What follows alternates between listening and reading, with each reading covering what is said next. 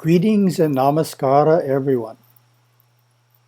This Himalayan Academy Publications presentation is by Satguru Bodhinath Velan Swami and is based upon the Publisher's Desk article in the January, February, March 2004 edition of our magazine, Hinduism Today, and is entitled, I Want to See God.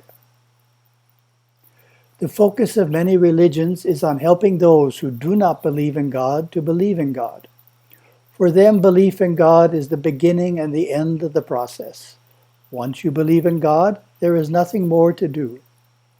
However, in Hinduism, belief is only the first step. Hindus want to move beyond just believing in God to experiencing God for themselves.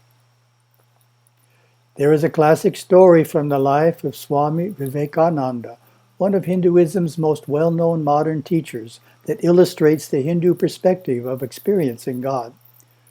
When Vivekananda was still a university student, he asked many of the foremost religious leaders in the Calcutta area where he lived if they had seen God. However, he never got a clear and authoritative answer from any of them until he met Sri Ramakrishna. During his second meeting with Sri Ramakrishna, he asked the great sage, Sir, have you seen God? Calmly, Sri Ramakrishna replied, Yes, I see him as clearly as one sees an apple in the palm of the hand, nay, even more intently. And not only this, you can also see him. This deeply impressed the young Vivekananda, who soon after accepted Sri Ramakrishna as his guru. Ramakrishna was taking the young seeker beyond belief in God and pointing toward direct experience of the divine. It is clear that the Hindu's belief in God is only a step toward the eventual experience of God. An important second point is that in Hinduism, the experience of God and the sense of complete God realization is the ultimate goal of life. It is an experience we will all eventually have when our soul has achieved sufficient spiritual maturity. It is the experience which liberates us from the need to be reborn on earth. It is, to the Hindu, everybody's goal. A great saint of North India, Anandamayi, stated the goal of God realization quite beautifully. Man is a human being only so much as he aspires to self-realization. This is what human birth is meant for. To realize the One is the supreme duty of every human being. In our own Guru Parampara, Satguru Yogaswami thundered a similar Mahavakya, Tannai Ari, know thyself. His disciple Markandeya Swami liked to stress that Yogaswami didn't give us 100 odd works to do, only one. Realize the self yourself, or know thyself, or find out who you are. Yogaswami said, you can't find the truth in 1,000 books or by listening to people talk. You must realize the self by yourself. This experience is called God realization or self-realization. Hinduism distinguishes between self with a small s, which is the ego, and self with a capital S, the soul. Self is the English rendering of the Sanskrit word Atma. In Western self-improvement terminology, self-realization refers to manifesting the full potential of your outer self.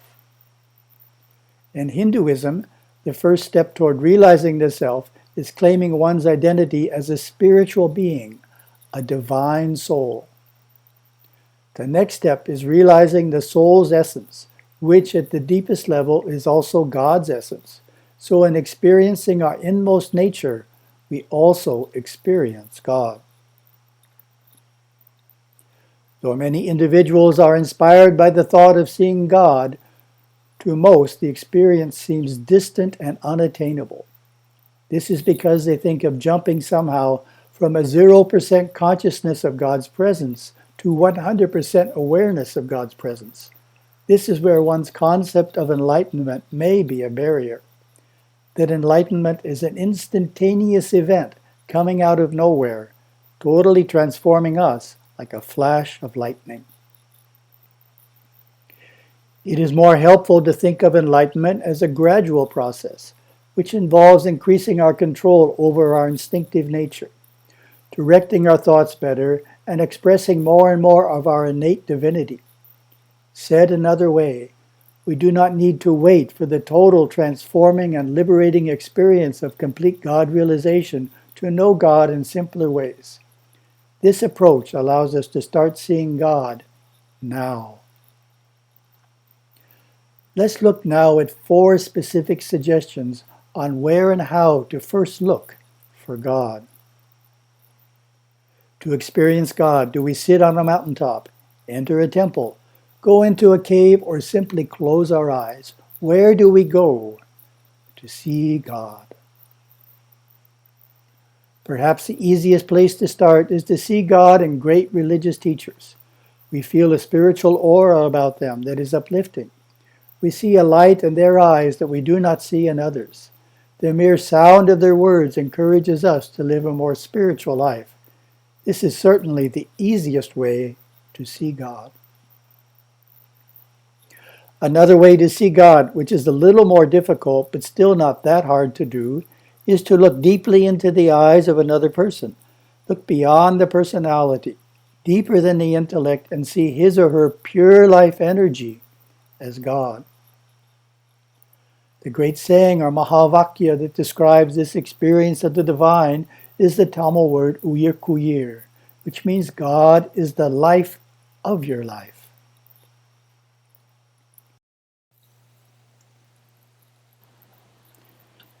This practice also includes seeing the life energy in trees, birds, and animals, in the lowly mushroom, and the life in the sea. God is our life. God is the life in all people. God is the life in the trees, in the birds, and in the animals.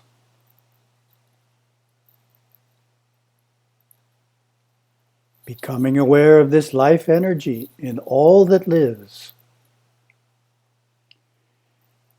is becoming aware of God's presence within everyone and everything.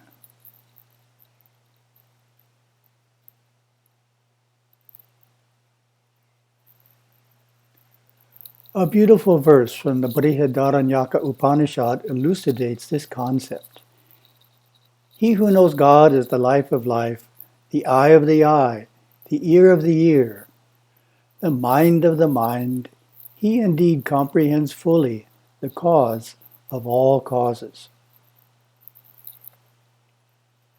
In Hindu culture, every time we greet another person with the traditional gesture of namaskar, we have the opportunity to practice looking deeply enough into his or her eyes to see God as the life of their life. In doing so, we fulfill the deepest meaning of namaskar, which means I greet God in you. A third place to look for God is in the Hindu temple. This is the devotional or theistic approach. The Hindu temple is not simply a place to socialize or listen to lectures on Hinduism. It is a sacred place, built and maintained in such a way that we can go there and experience the divine. Invoked by ordained priests through daily puja rituals, the gods and angelic beings, or devas, in the inner spiritual worlds are able to bless us through the deity's enshrined image. The image is like a temporary physical body that the god utilizes during the temple ceremonies. Though one may have a rare mystic vision of God, the usual way we experience the gods and devas is as an uplifting, peaceful, divine energy radiating out from the image. It is easiest to feel these blessings or Shakti at the peak of the puja, when the flame is held high. The God's blessings are most strongly felt on their major festival days, such as Vinayaka Chaturthi for Lord Ganesha. A fourth place to look for God is within ourselves through the practice of meditation. Meditation is internal worship, going deeply enough into ourselves to find that part of us that is identical with God. At first we experience God as peaceful and blissful feelings, later as a brilliant clear white light, later still as a consciousness that permeates all, and finally as transcendent reality, which is timeless, formless, and spaceless. The key to deepening our experience of God is the regular practice of spiritual disciplines. And it is fair to say that no other religion contains such a vast range of spiritual practices, from such fundamental virtues as non-injury and purity to temple worship, advanced yoga practices, and meditation. As an example of this diversity, the listing in the graphic shows 11 types of yoga from the book Yoga, Union with Reality by Swami Ramakrishnananda. Even though God pervades us and the entire universe, in the beginning stages we don't see him. This is because he has intentionally hidden himself from us, allowing us freedom to grow and learn through experience and eventually strive to find the self within. This is called his veiling grace. Once we awaken to a certain stage and yearn with all our heart to see and know God, we can do so by seeing him in great religious teachers, in the eyes of other people, and by seeing him as the life of the life within all that lives. In the temple, we can experience God's peaceful energy or Shakti, and within ourselves, we can come to know God through the fine art of meditation. Through all these joyous spiritual practices of Hinduism, we can become more and more aware of God's presence within us and in the entire cosmos around us. But be patient. This is a gradual process.